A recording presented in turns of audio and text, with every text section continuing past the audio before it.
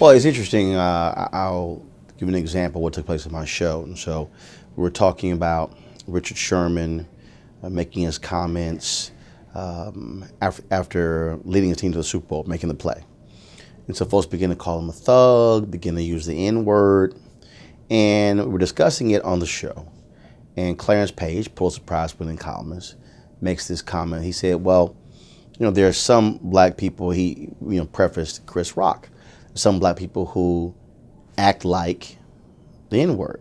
And so I then said, well, how do you elevate yourself then? So what do you have to do to all of a sudden go into the N-word category? So it led to a conversation. And I think that shows you the power of white supremacy in that whites define behavior of African Americans. And what we have done is take on that definition and we use it ourselves as a way of calling somebody the exact same thing they call us, and we call it keeping it real, when in fact you're really keeping it racist. That's one. Another example that I think is hugely prevalent is when you've heard African Americans say, well, we shouldn't say anything or critique President Obama because, that might cause some problems and might make it hard on the brother, make it hard for him to actually do his job. And if we need to wait to the second term because we don't want to ask something of him that may cause whites not to vote for him in the second term. And I've often said is, so you mean to tell me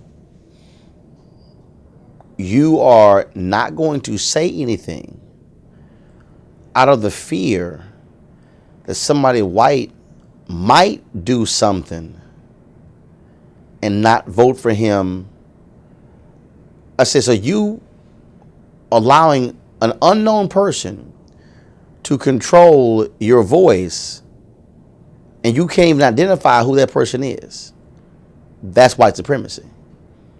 That to me, I think, is a couple of examples. It's also an example when I had an African American teacher come up to me in 1987 when I graduated from high school and say, this was a teacher who did not teach me, but he happened to have a relative who went to the same church as mine.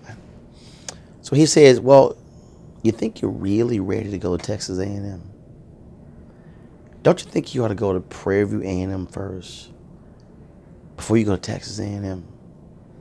And I said, so what you're telling me is the education I receive here is a subpar education, that I'm not prepared to handle the rigors of A&M, but if I would just go to the black school,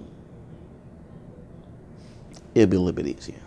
That to me also is an example of white supremacy.